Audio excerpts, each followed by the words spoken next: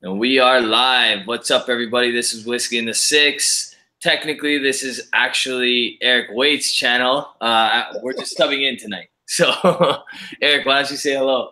Hey, everybody. Thank you for switching over. I need to get my conversation box so I can see who's in the house.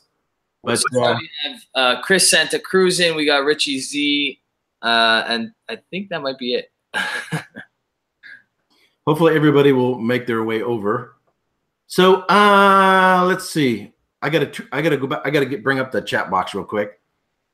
A bunch of them are probably tired of seeing my face since they saw me last night for so long. So do you want to do the introduction chat thing, or do you want me to, as if it's my channel? Let's. You know what? Why don't you take it away? This is technically your baby. So. Okay. Cool. So later on, I will download this, make whatever editing I need to, clean it up, and then I can add it to mine. Hey, it looks like everybody's in the house. Thank you for putting up with our technological insufficiencies or whatever. So, so they're already saying another one. Just to keep everybody in that's probably surprised that I'm going live. We were live on Erik's channel. We couldn't sort out some technical issues, so we decided to switch over to save the show, and Erik's going to post this on his channel later on this week, hopefully. Alrighty, so the basic, hopefully this thing will flip back and forth when it's supposed to. So the basic idea is, obviously, for those who've been watching, most of you guys know I have a wine background. I've been into wine for about 20 years, but only been into whiskey since April 2016. But I'm really interested in understanding whiskeys. I'm planning to go to Scotland for 3 weeks coming up in June. Really looking forward to that. But really interested in sort of dissecting or analyzing whiskeys to understand the cause and effects of what does the spirit contribute, what does the barrel contribute, what is the various grains that they use, the distillation rates, how they do their cuts, and the finishes, whether particularly like wine finishes. And of course, so Rob is interested in wine, and I had Swami from Malton in Montreal on, and we did a Spanish wine, and so Rob wanted to come on and do a little thing with the wine. So we thought it would be really cool. So I do wine and whiskey Wednesdays. I've done wines and I've done whiskeys, but we haven't done wine and whiskeys. So we thought it'd be a cool idea to sort of take a look at a particular grape. This is Malbec. This is a 2015 Catena Malbec from Argentina. It's 100% Malbec.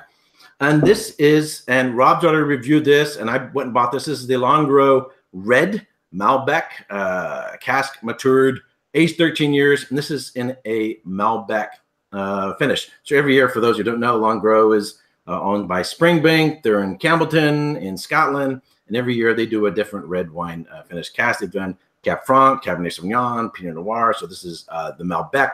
So is it possible? This is a question. We're going to get to that in a little bit. Is it possible to smell and taste this wine and then pick up in this whiskey what's there? But before we do that, Rob and I want to walk through this wine. Rob went and got it. So you have a bottle, Rob? I do. I got the Catena Malbec from Argentina, like you said. I'm tasting it right now. My wife's tasting it behind us, actually, over here. It's actually really nice stuff, in my opinion. What's the vintage? It's a 2015, so it's the same one you have there. Okay, cool. So I tasted it earlier. I want to make sure it wasn't corked. Somewhere around 3 to 4% of wines are corked. So it could be a disaster, special event. You have a wine that ends up being corked. If a wine is corked, basically it kills the fruit, and then you get this weird musty aromas to it. Second thing I want to do is this a classic Malbec? Or is this something that, you know, tasted blind you wouldn't recognize as Malbec? If you grow grapes in strange regions, they're not going to display themselves the way they should. So having already tasted this and has had plenty of time to breathe, this is a classic Malbec. It's also a great bang for the buck. $15 here, what, 2021? Where you're at? It worked out to 17. Oh. So you almost paid about the same price we did. Yeah, actually a little bit. With the exchange, it would be actually cheaper for me to buy here than there. Oh, wow, that's pretty good. You lucked out, man. So I would say, I mean, I'm not going to say anything on this, but let's go through the nose, and I'm not going to tell you what to smell. Because, you know, if I say, oh, it smells a little bit like, you know, schnozberries, then you're going to start smelling schnozberries, right? And by the way, so I'm working on something, and I'll distribute it among the folks, see what they say. I'm actually working on writing a whiskey grid that's similar to what the quartermaster sommeliers use and the WSET uses, but particularly for whiskey, to help people walk through a whiskey and write notes on whiskeys and to pick out the various things. But that'll go, I don't know how to distribute a document, you know, amongst the YouTubers. That's something I got working on, but verbally we'll do that with this. Yeah, absolutely. That sounds good. So visually, let's take first. I know we've already been sipping and tasting it. So if you put it sort of an angle like this and away from you, so you can get some sun, I can get some light through it a little bit. I have a white tablecloth. If you notice my videos, I have a white tablecloth. Yep. And so I can see that. So what color would you say it is at the base, at the very middle of it? Like super dark red, purpley color. Right. So typically they're either ruby, they could be ruby red, it could be purple, or some even almost black. Yeah. Look how it goes. So if you look how it sort of thins out towards the edge, what color is it there? Yeah, it's more of a ruby towards the edges, maybe like maybe more on the purpley side than ruby. I don't know.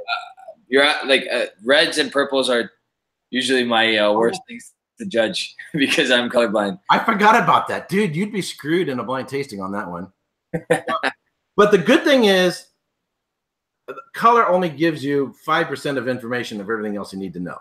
Yeah, it does help you with aging. You know, if you get some bricking colors, sort of orange colors on the edge, that could be indication of age or something like that. So I forgot about that because you didn't know what color the whiskey in the 6 sign was behind you before. Yeah, that was a big thing for me. Everybody was like, "I love the whiskey in the 6 purple." I'm like, "What are you talking about? It's blue." So anyway, so yeah, it's dark purple in the core and it'll go to a lighter violet at the edge. There aren't a lot of red wines because we call white wines, but there's no white wines. They're yellow or they're clear or whatever. They're not white like milk. There aren't a lot of red wines that are this dark purple. Okay. So this eliminates, just that alone eliminates Pinot Noir, eliminates Cabernet Sauvignon. It eliminates a lot of wines without even having any other information just on this. I can think of off my hand maybe half a dozen grapes that are that shade of Petit Syrah, for example, is that sort of shade. But here's a huge danger in analyzing things. And I talked about this before. You know, there's part of your brain that has to react immediately, like this. Someone stomps on the brakes in front of you. Yep. And then there's the other part of your brain you use for playing chess, you know, long thought out. If you're stressed and you're nervous and you make an immediate decision like this, oh, it's purple, therefore it's got to be this. All of a sudden your brain jumps to what you think it is just based on color. It's hard to get that thought out of your head. Once that thought's in your head and you've already jumped to the conclusion, you've really shot yourself in the foot. And I was doing that in my early days, and then I had a master sommelier sort of get me out of that. But there aren't a lot of grapes that are that color, and that's a classic color. It looks very, very youthful. It doesn't look like it has any age on anything like that. Whiskey Throttle's in. Let's say hello to some of the people in the meantime. Yeah, so actually one of my very good friends just joined, Marco DG. What's going on? He's actually probably at work listening on his headphones. Whiskey Throttle, Daniel, another good friend. Santa Cruzin, another good friend. Scotty was in the house. Malted Montreal, Swami, who was on my channel last night. That's crazy. Mike, what's going on, buddy? Richie Z. All the family is in the house tonight. We got also Claire the Third, who was speaking earlier. All the regulars. Tom R, I think I saw him up there somewhere. But get this. This is your gang signs. Whiskey in the 6. It's the whiskey in the 6 gang, man. Yeah, exactly. I like to refer to them as Sixers. There you go, the Sixers. Whiskey. You got the W there, and then the 6, man. Get the whiskey. Duncan, what's going on, buddy? Yeah, we got Tom R saying there's 26 watching now. Yep. Cool. Pretty good for not announcing it. Right. Well, we did announce it. We announced it on my channel. You know what I mean. So the important thing is that you and I have fun. Exactly. And the Scotch test dummies are in. Yeah, Scotty. Hey, as a Scotch Test Dummies, you guys should like make these hats, man. These are really cool. These are really good hats. They're pretty awesome hats. I have one right here, actually. It actually, if this, and I have an enormous grape, so if they can make a hat that fits my head, they're doing a good thing. Hey, so let's get on to the nose. So in terms of how, so like some wines, as soon as you pop the cork, the whole room smells like that wine. Some, man, you got to get your nose way down there, and you're really struggling to get something out of it. How much do you think is coming up out of the glass on this one? How much you got to get your nose into it? You know what? I was surprised when I poured it, and I was sitting probably about a foot away from it. I could smell it from the glass, which I found pretty impressive. So that's pronounced. So this is a pronounced aromas. They're not subtle. It's not medium or moderate. This has a pronounced aromas. So in terms of fruits, so in fruits categories, you got red, you got black, you got blue. So what would you get in terms of, you think, what general category of fruits would you get? Like, could you give me an example of what So red would be cherry. You get a black cherry, which would be a little sweeter. You could get tart raspberries. You could get pomegranates, strawberries or ripe strawberries. Yeah, I get those from Pinot Noir. So those are your red fruits. Black fruits is blackberry, black currant. Black currant always get in Cabernet Sauvignon. Blue fruits, blueberry. I mean, I don't know of any other blue fruits other than blueberry. Okay.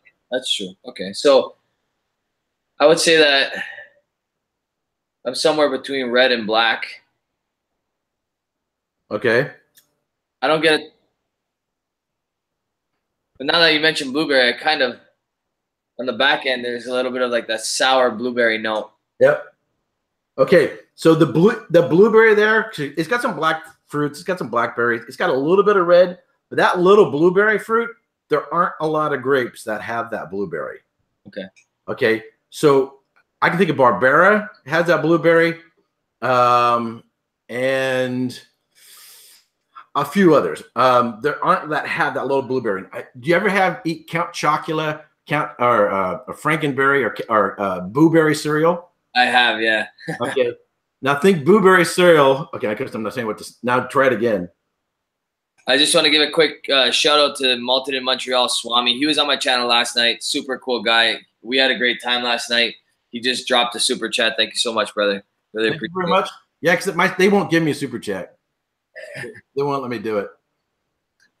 Anyway. You're allowed to do super chat now that you're over. No, they won't let me. They won't monetize me because I use music. Because the music I use. Oh wow. Yeah, which I don't care. Whatever. Anyway, so yeah, there's a little bit of blue fruit in the background. Mm. That blueberry, or like blueberry cereal, like you get from from blueberries. I get from blueberry cereal. So, do you get any earth notes? There is something like earthy, smoky. Like my wife had mentioned that earlier, that it was a little too smoky for her, which I don't know where she's getting the smokiness. I guess maybe that's from like the barrel, like a toasted barrel maybe, but there's not a lot of smoke, but there's something like almost smoky about it. There is a whiff of smoke, and there's very few grapes that you'll get that whiff of smoke. Syrah from the Northern Rhone, a lot. I mean, you're getting bacon, you're getting, the barbecued meat characters. Yeah. Again, in terms of blue fruits and then a whiff of smoke, Old Vine Barbera from Piemonte in Italy. Well, I'll get that. Barbera de Alba. Yep. And Malbec. There aren't a lot of red grapes that'll give me that smokiness. And Syrah is red. It's not purple. So the fact that this is a purple wine with blueberry notes, with a little bit of smokiness, now I'm heading away from Syrah as an alternative. Now I'm going, so in my brain, this is how you sort of do the deducing as to what's in it. Yeah. Anything else? So maybe a little bit of earth. I don't get any. Do you get any spice? I don't get spice. I get a nice sweetness to it. So it's a little jammy. Yeah. Like preserves. Yeah, for sure. So they only used 30% new oak. So they used French and American oak, only 30% new. So you're not getting a big, huge vanilla impact on this. So there's maybe a little bit of pepper, maybe a little bit of cinnamon, but yeah, it's not a major factor in it. All right, we've already tasted it. Let's get on the palate then. Yeah. So I just want to quickly point out my glass over here. I was a godfather probably about 2 months ago to my nephew. Oh, okay. And this was one of the gifts that they gave to me. That's cool. Yeah. So on the palate, what fruits do you get on the palate then?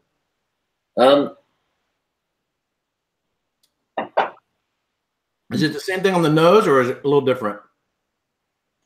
I definitely get that like blueberry, almost raspberry, like tartness. Right. A little bit earthy on the finish. Right.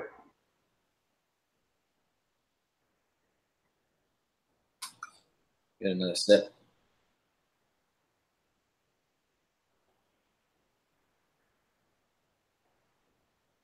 Not a lot of sweetness. I don't think it's overly. It's more on the dry side, I would say.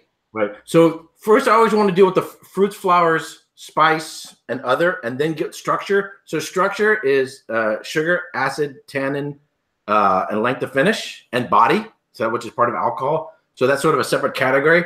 I know we want to jump into that. Let's stick to the fruits. Stick to the fruits, earth, spice, earth, and florals. So on the palate, you get a little bit of black fruit. You get a little bit of blue fruit, maybe a little bit of red fruit. There's a slight tartness there. Yeah. Now, after you swallow, you get anything afterwards? After you swallow, like what are you tasting now?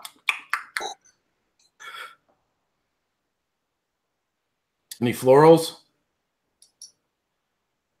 Because guys aren't real great with flowers. We're not real. I was gonna say that's probably even with whiskey. That's my weakness. It's hard for me to detect. Right. Yeah. Yeah. So I would say in general, and I don't want to stereotype, but women tend, because they spend more time in the kitchen cooking, and they spend more time with flowers.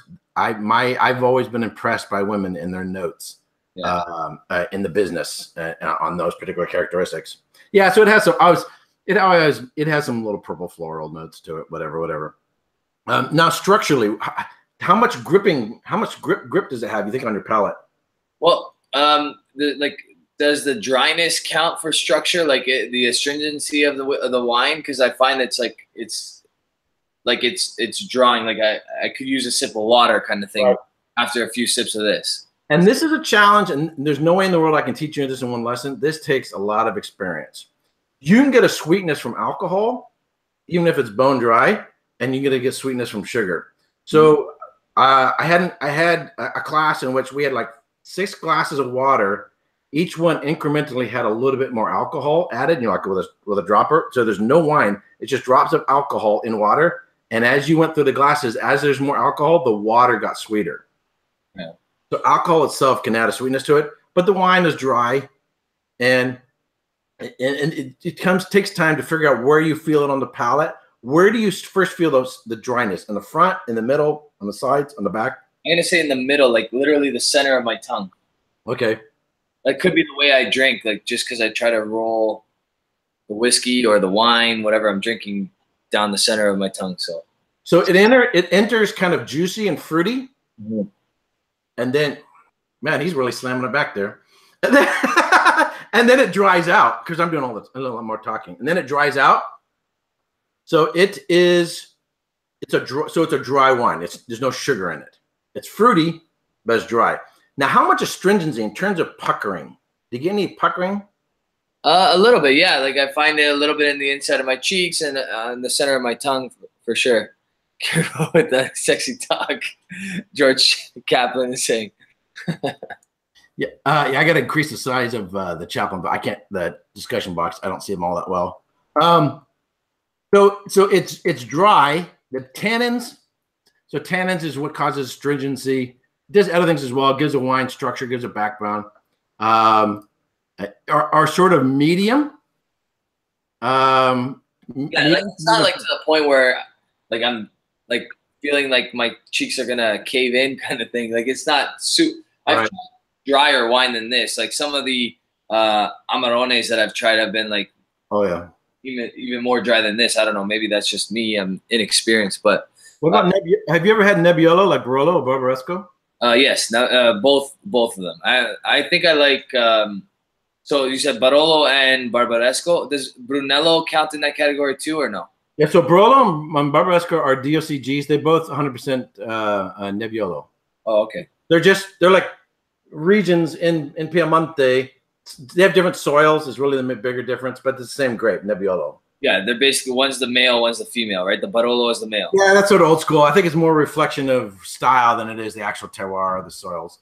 But anyway, so if you can use Barolo as a standard for astringency and tannin, that's super tannic. Yeah, I would agree. The only thing that's more tannic is Tannat, Tannat, or Aglianico, which is from more southern Italy. So this is, in comparison to that, if we use that as a standard measurement, this is more medium than a high tannic wine. Okay. Now, how much does your mouth water? Like you feel like eating something afterwards? I would say quite a bit. Like whether it's eat something or even drink some water. There's a little bit of I don't know if the fact that I just came from working out has something to do with it. That may be impacting my thirst level, but that's definitely, it makes me want something for sure. It makes me want something like cheese or some pasta or something.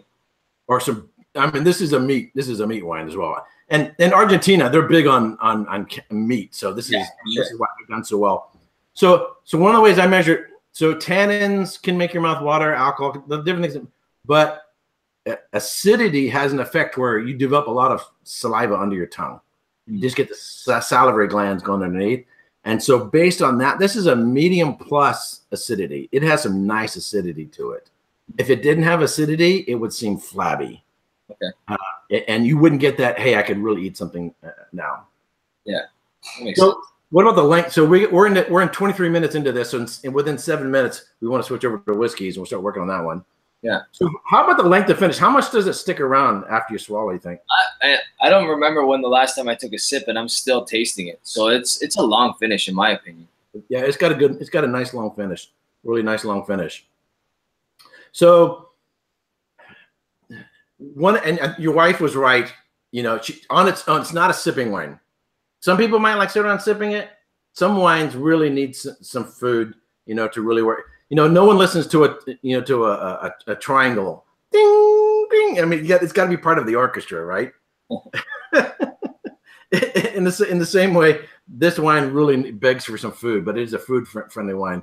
So, how much do you like it? Do you like it or not? Or I really like it actually. I think you were bang on when you said that this is like, well, the Argentinians love their meat. Like I have family in Argentina and.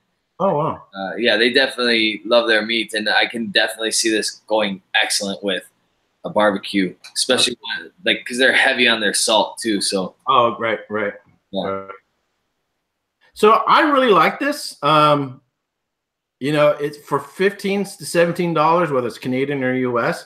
This is a really, really nice wine. I mean, I would give this at least like a 90 points. I think this is a really good Malbec. So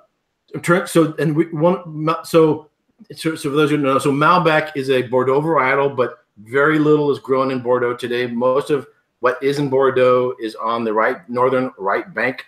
There's a region in southern France called Cahors, Cahor. But the problem is if you want to learn Malbec in Cahors, they often blend it with Merlot or Tannat, that other grape I mentioned, that real tannic grape. And so if you want to understand the purity of Malbec, then Cahors may not give that to you. And so Malbec has found its home, really shows its best is in art. I mean, they grow it here in California too, but it really shows its best in Argentina. It really is really nice.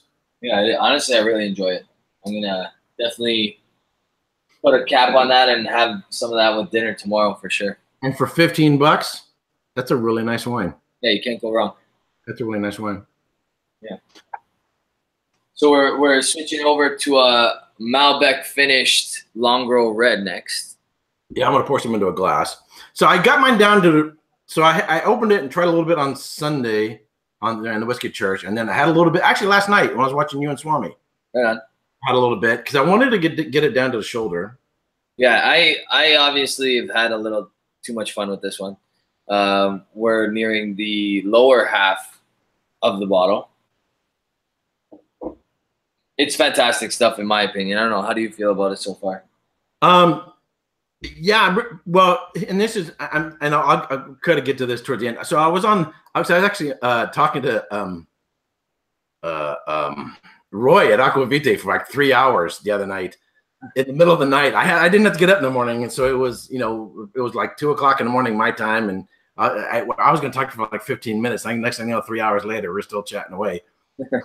So, but I'll get to it later on in this. But there's one particular thing I think I'm learning so much about wines and whiskeys, and I really enjoy interacting with you all and hearing your feedback and following you guys and all this. But there's one particular comment I'll make towards the end about this whiskey and the wine, but I'll save that for a moment. So I don't want to ignore anybody. So Joe Louisa, do you know Joe Louisa? Yeah, yeah, Joe Liuzza. He's one of my buddies, actually.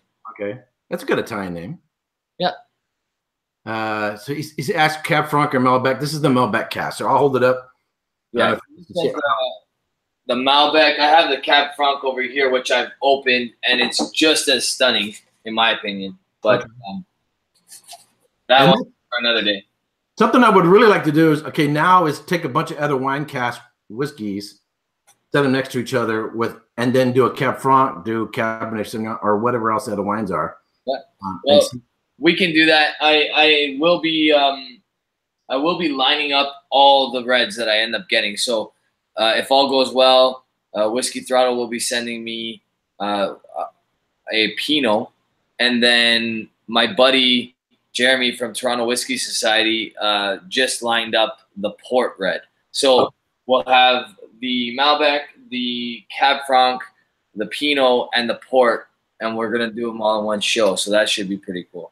Okay. My only thought about the Pinot is Pinot's not a huge. I mean, it's a very light and delicate red wine. How much real impact can it have on a cask that is gonna then carry over into a wine? I don't know. It's a question. Yeah, no, you would know better than I. Well, I don't know.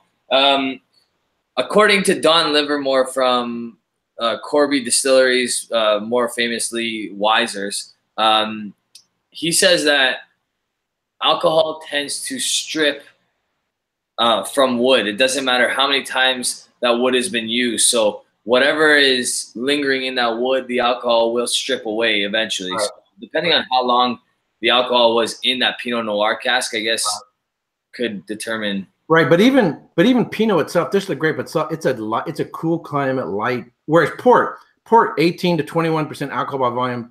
Trigo Nacional, Trigo Franca, there's a bunch of these other big ass, huge, huge tannic, flavorful grapes making a high alcohol wine. I mean, the impact it's going to have on that cask is going to be huge versus this very dainty light little Pinot Noir that goes well with fish. I mean, how many red wines go with fish, right? Yeah. I mean, it's an experiment. I don't know. I'm just guessing, but I'm just kind of curious, really, how much you'd be able to pick up from a Pinot Noir cask versus, obviously sherry is not a huge, big, fortified wine. How much you can be able to pick up off of it? Well, I'll be able to give you the answer to that hopefully pretty soon. All right, let's get into this. Let's get into this Longrow Malbec. Yeah. So what do you pick up in the nose? So, well, let's look at the visual first because I have a question for you because you know whiskeys more than I do. But so let me ask you a question. So I'm 52, been doing wines for 20 years, whiskeys for 2. So you were born in what, 84 or 85? 84. Okay, so that's the year I graduated high school. So I feel bad. So how old were you though when you get into whiskeys? A bunch of my buddies started drinking Canadian whiskey with me probably about 12 years ago or so, maybe a little bit more. I've always liked cognac because of my dad. My dad really liked cognac while we were growing up, and every once in a while, on a special occasion, he would pour us a little bit of cognac, like an XO cognac or something like that. So then I transitioned into Canadian whiskey because obviously it was more affordable for a like a university student. And then I've been into whiskey for a very long time. I know a lot about Canadian whiskey because I've been doing it for probably 12 years, but like scotch probably about 5 or 6 years. So not as long, right? Nowhere near as long. And I was very selective with the scotch that I was drinking for a solid 3 years until I started my channel. And then I really broke open the door and started drinking all sorts of different types of scotch, right? So would you say then it wasn't until you started your channel that you really put the pedal to the metal and started getting serious about it? Absolutely. Absolutely. And that, like, I think the biggest evidence of that is the amount of pleasure I get out of drinking a peated whiskey now. When I first started my channel, I liked a few of them, but they were, for the most part, a little off-putting to me because I wasn't used to them, and I hadn't developed the palate to weigh through some of the things that I maybe didn't love to get to the stuff that I really did. When I first was trying some of the big peaty ones, I would make an analogy that they were like the overly oaked and overly buttery Chardonnays. They were not a flavor profile, but just in terms of they're over the top. They're too much. Yeah. Now I look back and I go, no, I've really gone into them. And now I of course, sometimes I like a big fat buttery Chardonnay as well. Yeah. But now I've gotten to I really like them. So here's a question for you, and I don't know. Look at the color of this thing. Yeah.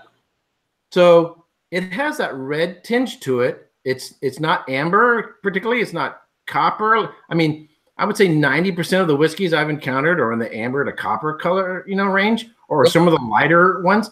This has that red tinge to it. Have you ever seen?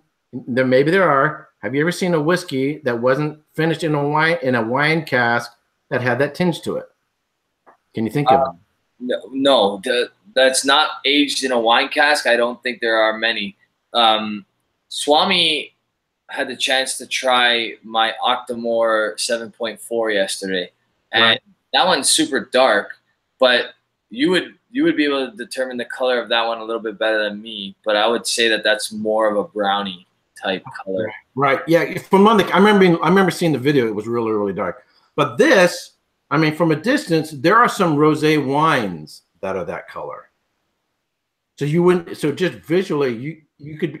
This could be a wine and not a whiskey, just from that red tinge. Yeah, I could see that. Totally. So since you're colorblind, let's move on to the nose. So did you have yourself tested for color blindness? Yeah. I basically can't see those numbers in those bubble boxes. Yeah. So that keeps you out of being an electrician, I guess. Yeah, police officer, electrician, and then more recently, customs agents have to pass that test as well. Whereas when I got my teacher certificate, I literally at the same time I got hired by Canada Customs, and I had to decide between the two, and I chose teaching instead of Canada Customs. But if I were to do it all over again, I would actually not be able to because. So I worked alongside U.S. Customs on the Mexican border for 4 years. Oh wow! Yeah, I was with the DEA down there. Oh, so wow. Yeah, so I was part of the Narcotics Information Network and worked along with Customs and INS and Border Patrol down there for 4 years. So that's another conversation for another day. Yeah, for sure. So since I took you through the grid on the wine, I'll go for what I think is on the whiskey. So it's opened up a lot more than I had on Sunday. The problem is because I know the finishing, my brain might want to put in things that aren't there. Right. And so I'm trying to work it against that. So I stick to the similar structure, fruits, flowers, spice, earth, and then other could be tobacco or chocolate or cat pee or whatever. Santa Cruz says, Eric, I think you questioned me then, lol. I missed something in the conversation, sorry. He he's saying that he thinks you've questioned him back then when you were a DA. When he came through the border. Oh yeah.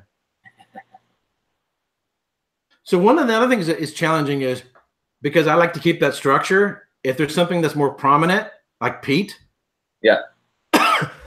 Excuse me. The temptation is to just so focus in on peat. Yeah, I find I used to do that as well. What I pick up mostly, or no, sorry. What do you get mainly though? What is that? Is that mainly what you're getting? The peat? No. Red fruits, and then immediately like a little citrus.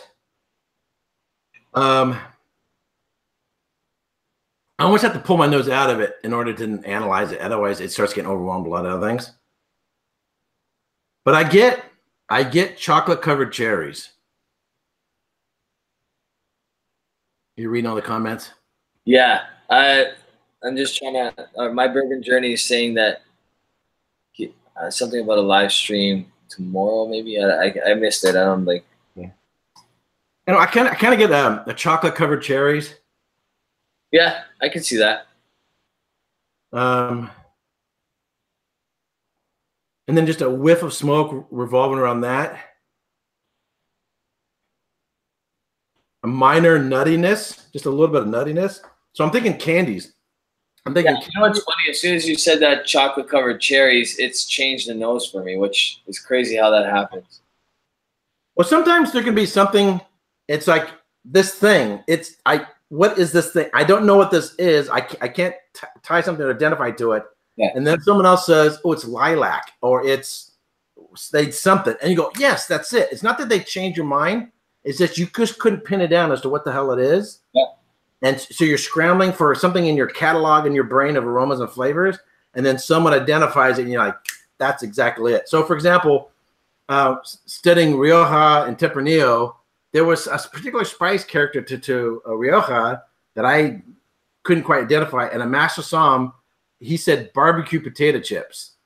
And that was, the chili powder and everything that's on barbecue potato chips. I honestly, sometimes I pick that up in like heated whiskeys like this. Okay. I'm not getting it in this one, but yeah, so I'm getting kind of like chocolate covered cherries. And then maybe some nuts in that candy, and then just a whiff of smoke. Well, my buddy Marco, it's funny you say chocolate covered cherries because he's saying he gets Black Forest cake. I've only had Black Forest cake once or twice, but it's sort of in the same ballpark in terms of a sweet chocolate. And I could see there's a breadiness. There's a grain. It's subtle because it's everything else is sort of covering up, but there's this hint of a yeast bread grain kind of character to it as well. And that would be his cake. That would be the cake. Yeah. I don't mean to. I don't want to totally ignore everybody. I want to interact more with them as well. But yeah, no, I'm trying to do a little bit of both, but I'm a multitasker. So, so John Fisk is in the house. I don't know if he was on earlier. Yeah, he's a good guy, Johnny. Jason. So that's his. Oh, Jason Fisk. There's a lot of Jasons. There are a lot of Jasons in the whiskey world, actually. I'll be spending 2 days. By the way, I'll be spending 2 days in London. I'll be meeting up with Jason Whiskey Wise. Yeah. So my first stop is in London. I'll be there for 2 days, and then I head up to Scotland. Everything works out. Then I should be meeting Roy in Scotland. So I'm going to Islay. I know. I'm so excited about this trip. I'm gonna be. I would be too, man. That's exactly what I want to do. So I definitely would be in this. I would be a giddy schoolgirl. but it's like I'm so excited. That's all I'm thinking about and talking about. It's like, dude, why don't you talk about when you've been there afterwards? You keep talking about it now. It's like, But anyway, so I'm going to Islay for 4 days, which would be nice. Yeah. And I should spend 4 days up in the Highlands and Spey. So that'll be fun. I heard the Orkney Islands are incredible. If you ever get a chance to go, I don't know if that's where Highland Park is made.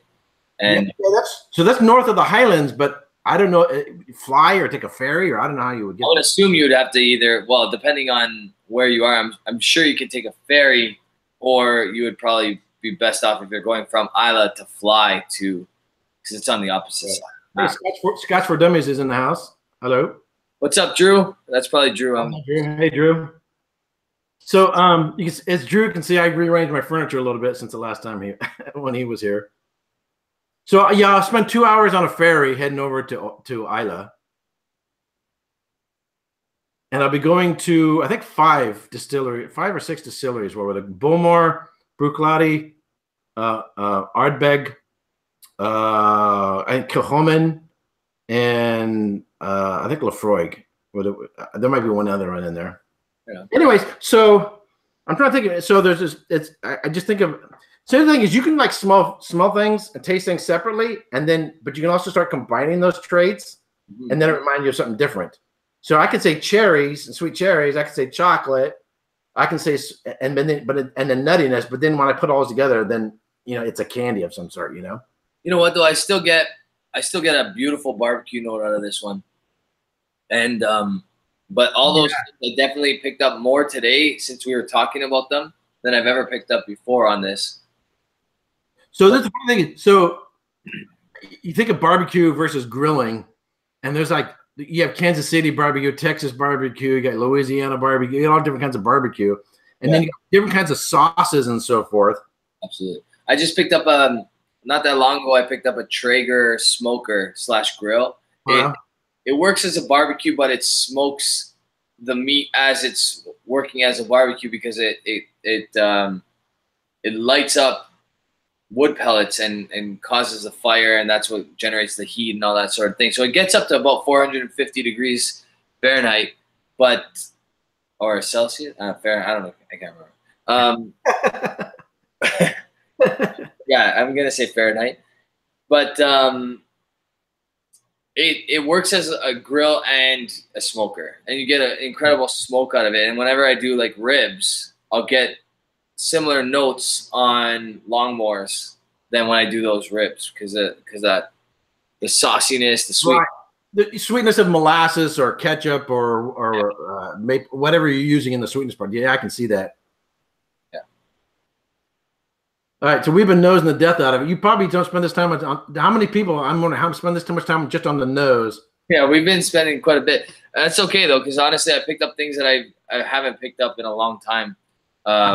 Like many times drinking this whiskey. So I just want to give a couple of shout outs really quick. Food Quick just jumped in. What's up, brother? Nice to see you in the chat. Also, Bourbon Shenanigans, Mike is in the house. Whiskey and Blind Whiskey Reviews, John. And I said earlier, My Bourbon Journey, whose name is Scott. He also has a channel. Bunch of great guys in the chat tonight. We have about 36 right now. Wow. And the Whiskey Scout. I don't think I saw him earlier. Yeah, Whiskey Scout as well. There you go. So I want to do something with blind whiskey reviews. I think I've talked about this before because he does blind tasting and do something similar to this. But but before then, I gotta learn how to go live better. Have you ever seen Daydraming's Instagram channel? He has a really cool Instagram channel. Really nice guy from Australia. I have an Instagram account. I just don't. There's so many apps. I just don't spend any time on it. And Gary Vaynerchuk would say I'm blowing it, but yeah, I should probably spend more time on it. What's up, Everwind? How's it going, brother? All right, should we go on the palate? Yeah, let's do the palate. All right.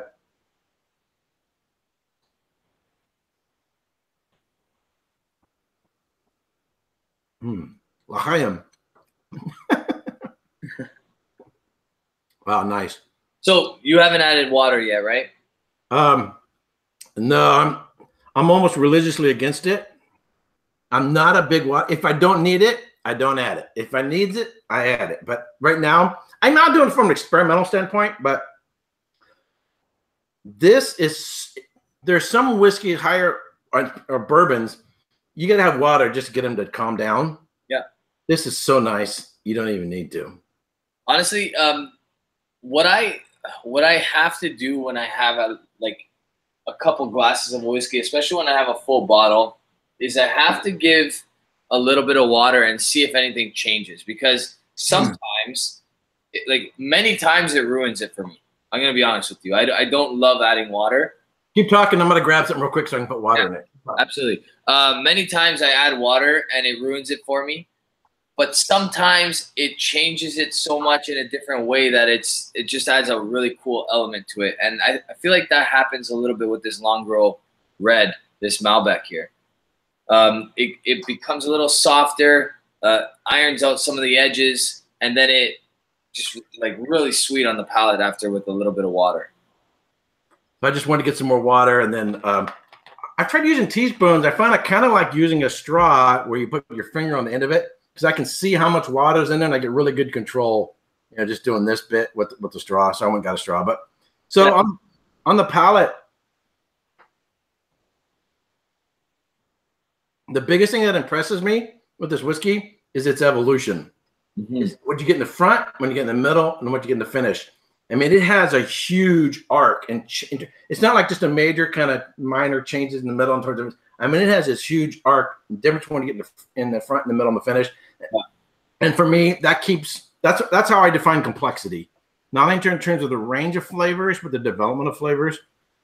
And for me, whether it's a wine or a whiskey, that for me is the bomb. So like this Malbec we had, it didn't change a whole lot. Yeah. There's some florals on the back end, but that's what Malbec is. You know, you're not, unless you start adding Cabernet Sauvignon and a bunch of other grapes, you're not going to get a whole lot more. But it's just it's doing what it's supposed to do. But first of all, I really like this whiskey is its evolution.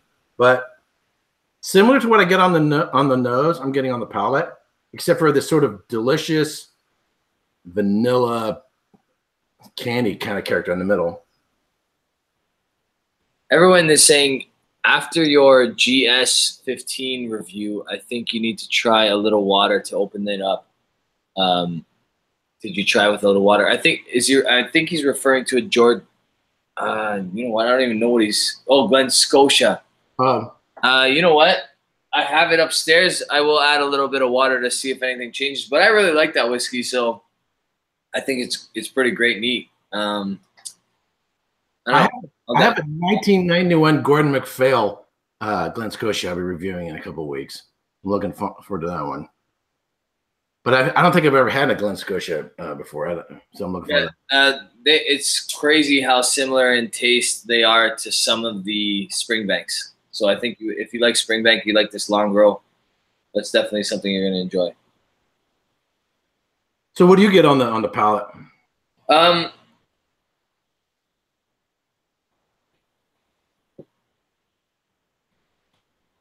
I get some of that barbecue sauce that I mentioned earlier.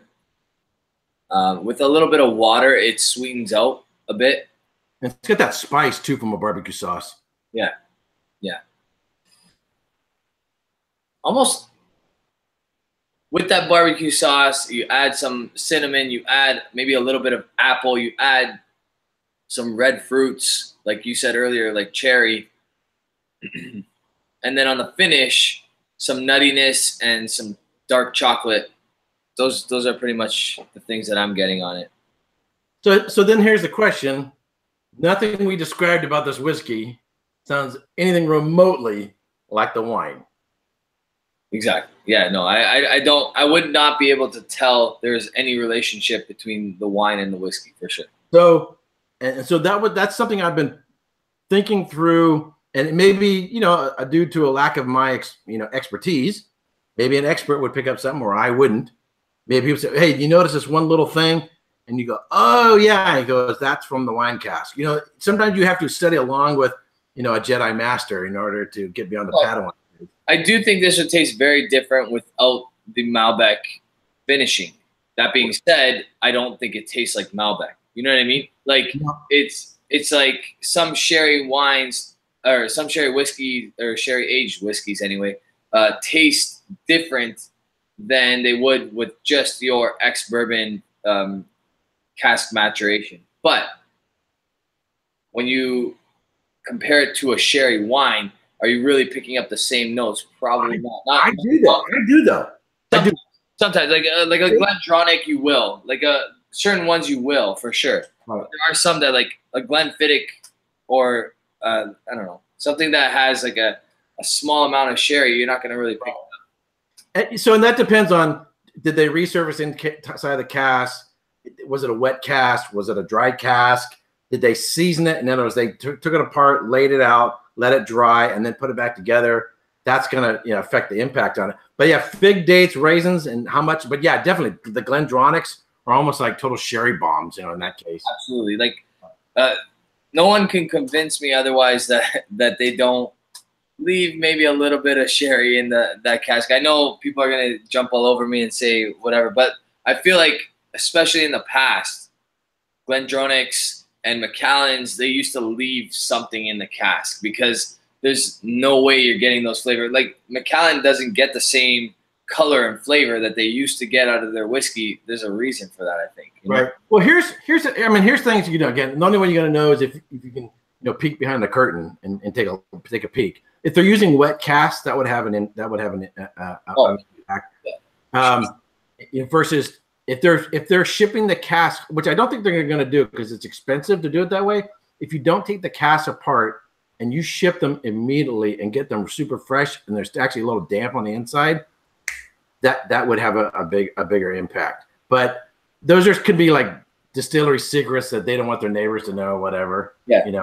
How they do things, their secret formula. But here's one thing you could do is take a bourbon, a bourbon finished whiskey, and then with a little eyedropper, put 1 drop of Oloroso or Pedro Jimenez in it, and just see how it affects it, and see if that turns it into seemingly, in some sense, sherry cask finished whiskey, if it seems similar to it. Yeah, I know that Cavalon, thanks to Jason Whiskey Wise, ships entire casks from Spain to Taipei and uses those entire casks. They don't break it. They don't break the cask down. They use them as is. So they fire them one more time before using them, but because that would caramelize the sugars and the cask and stuff like that.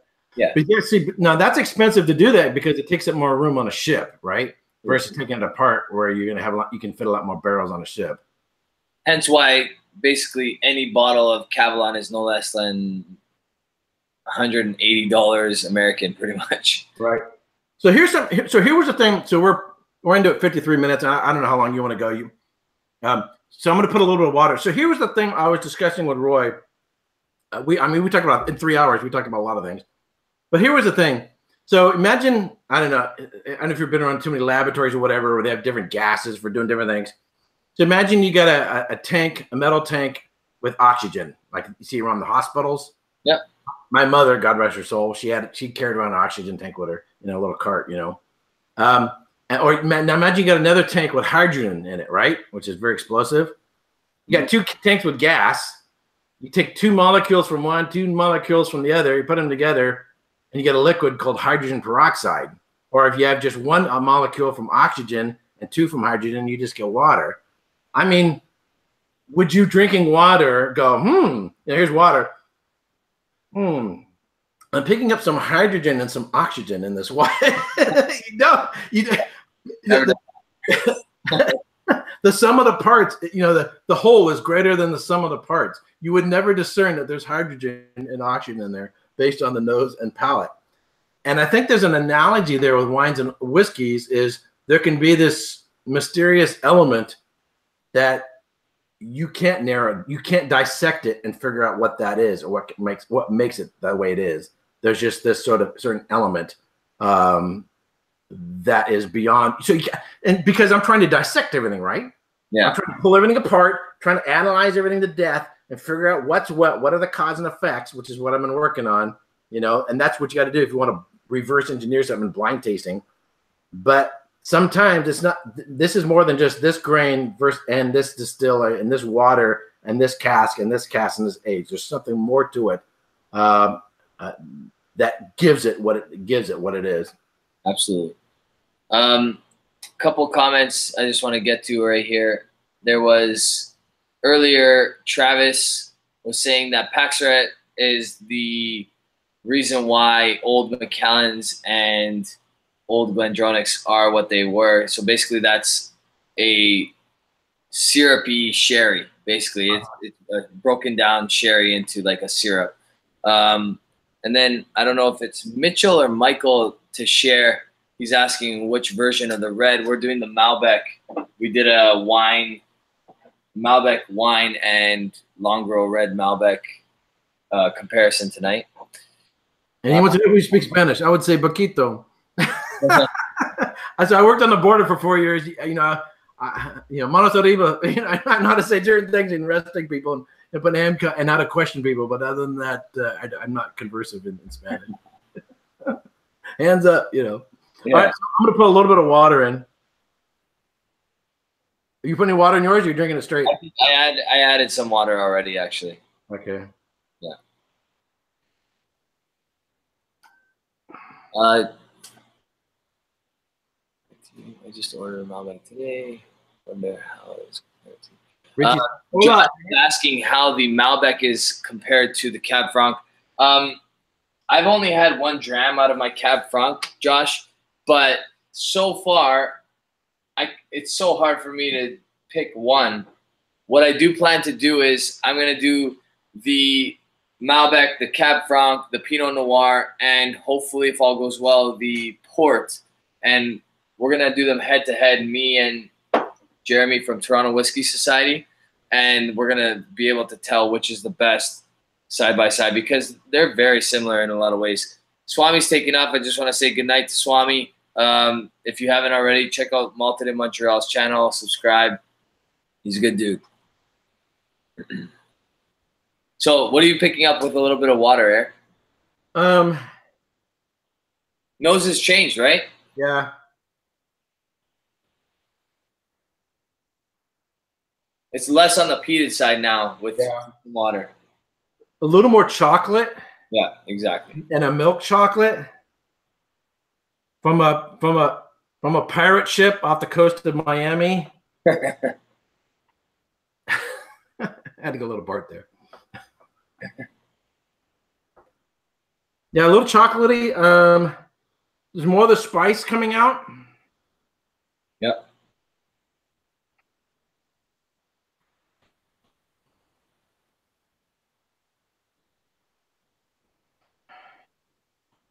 A candied fruit. Candied red fruits. But I can't pin it down exactly. It's almost going over into strawberries, almost like a strawberry preserve, strawberry jam. But then those chocolate notes are in there. So Blind Whiskey Review says, "Gotta run, fellas. Good night. Good night, young laddie." He's on the West Coast with me. It's not that late. It's only 8 o'clock. But good night, sir. And Whiskey South is right. Absolutely, less than 20 fathoms. That's right. Scott's got that right. So, what do you get different on the palate or on the nose? Yeah, it's a lot less peated, a lot more sweet, more on the chocolate side.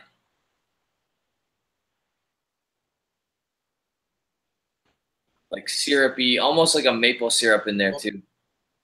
And on the back end, after I swallow, I get a little more of a nuttiness, a little tanginess to it, and the spices there. But I was getting more spice on the nose with the water than I was in the palate. I was getting spice on the palate before. It calms it down a bit. There's a little bit of like I want to say what reminds me of an espresso on the back end, like in the finish. Okay. But not entirely, not like you would get in a sherry whiskey, but like a hint of it. Yep. But I'm not getting any Malbec whatsoever. No. I have no, I don't understand how this is so sweet based on this wine here. It's like, I don't pick that up. So that's the question is, if we break it down in percentages, there's always debate. So bourbon, I think American bourbons, the cask has a fresh new oak, fresh charred cask, has a much higher percentage of impact on the whiskey than with scotches or Irish whiskeys, right? Yeah. So if we start, roughly speaking, to what percentages from the base spirit, what percentages from the cask, from the initial cask, what's from the finishing cask, and percentage-wise, you're probably only talking less than 5% anyway. Yeah, that's true. So and with everything else that's going on, plus the peated malted barley and I get and as I'm talking, I'm getting that a little more of the malty character.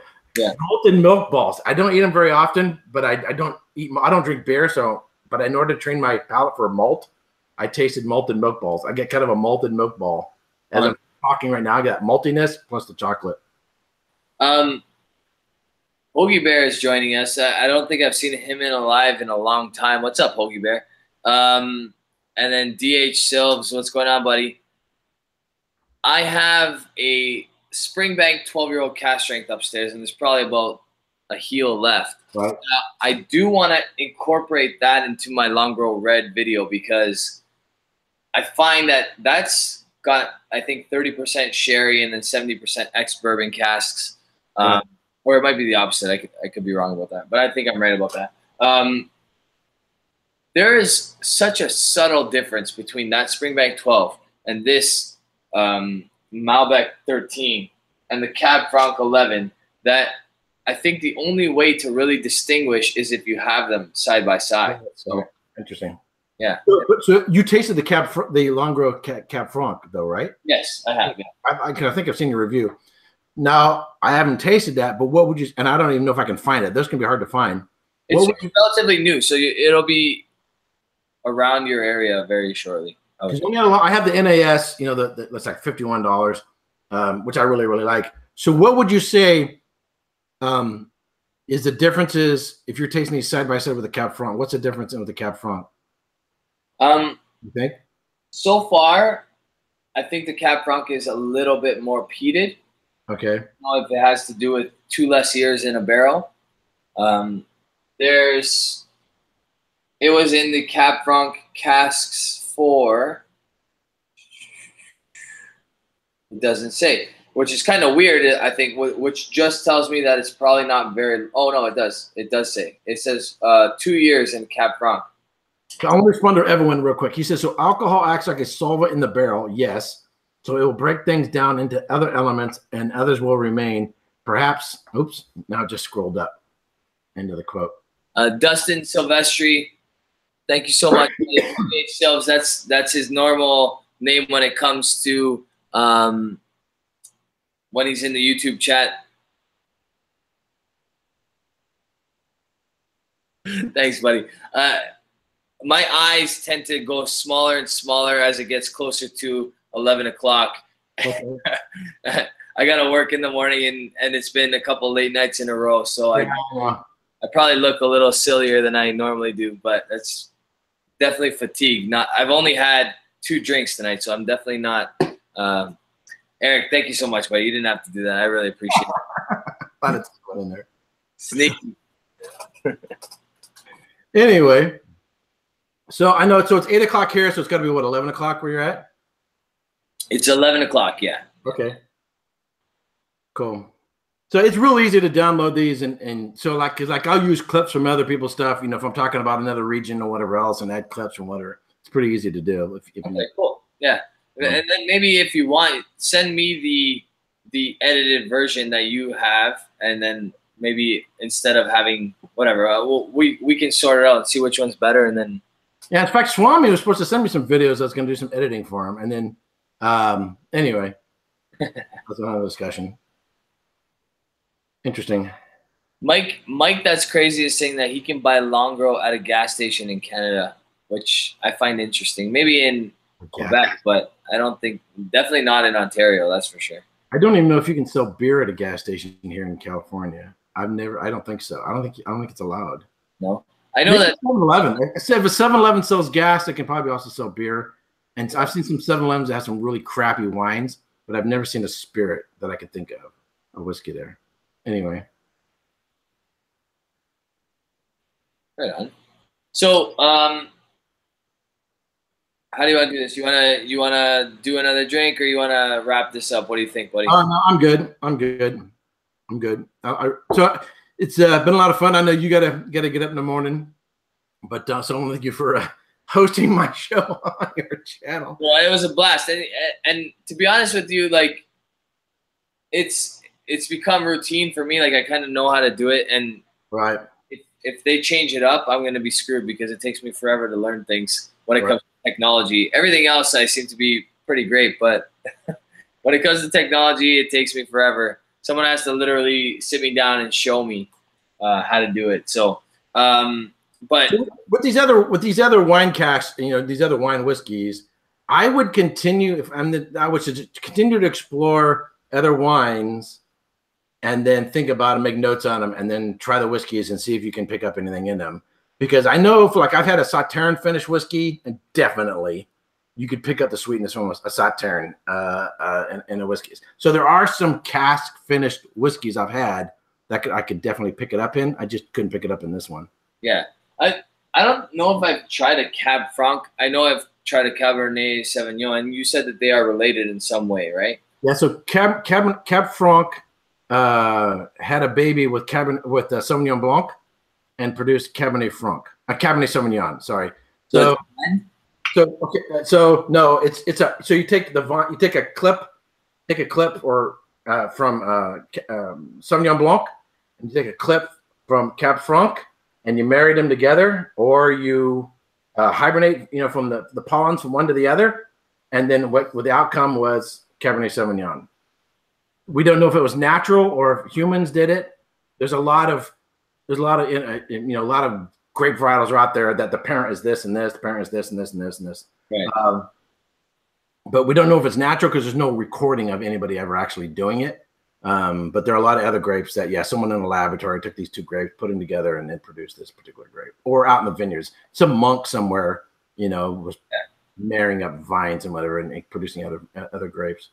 I see my father-in-law doing that all the time with many of the trees that he has in his backyard. He just kind of tries to attach them all to each other. So you can graft apple trees and pears that are hybrid between a pear and an apple. So we can get off on it. So there's a difference between a crossing and a hybrid. A crossing is two grapes from the same family, Vitis vinifera. Right. A hybrid is you take American Vitis robuscus or some other completely different genus, and then you cross those two. That would be a hybrid. So here's genetic modification. Pardon? It's almost like genetic modification. Well, they're all genetic modifications. So using that, so one Vitis vinifera with another Vitis vinifera. So you're taking a Cab Franc, Sauvignon Blanc, put them together, and you got Cabernet Sauvignon. That's like just two different types of cats. Put them together. Okay, a hybrid though, that's a crossing.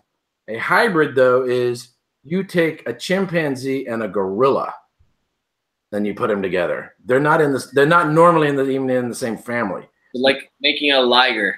Right, exactly. Yeah, a liger. Yeah, a lion and a tiger. That's a hybrid, and usually hybrids are made. So like up in Canada, Marty Neary just said the same thing, like a liger. So up in Canada, you have some hybrid between Vitis vinifera and North American varietals. They crossed them or made a hybrid of them so they could survive in the cold, and so they could produce ice vine up there in Canada. Because if you just took North American native varietals, they're real funky. They don't make good wines. Anyway, but that's back onto wine. All right. Well, why don't you let everybody know, since you're on my channel right now, and you can edit this out after, but let everybody know where they can find you and what you have planned for the next little while, and then we'll close this Sure. up. So, just Erik Waite Wine and Spirit Studies. You just type in ERIK WAIT. Or most of the guys, if you guys typically watch, most of them are subscribed to mine. You can even find me in their subscription channels. So I do wine and spirit channels, studies. Mine are a little more academic, oftentimes prepared for exams. Been doing wines for 20 years, been doing whiskeys for about 2, and I've increasingly got more and more obsessed with whiskeys. So I don't just do whiskey reviews. I'm now actually including quizzes now in my whiskey studies. And then pretty soon I'll be heading off to Scotland from June 15th through the beginning of July. And I should be meeting up with some people over there, and I'll be doing photography and video and all that, hopefully to share my journey. I don't know what my connections will be like. Hope to do some live shows and so forth from over there. But I have a major exam on June 13th. I'll be blind tasted on 11 wines. I'll have 5 essay questions from any wine region anywhere in the world.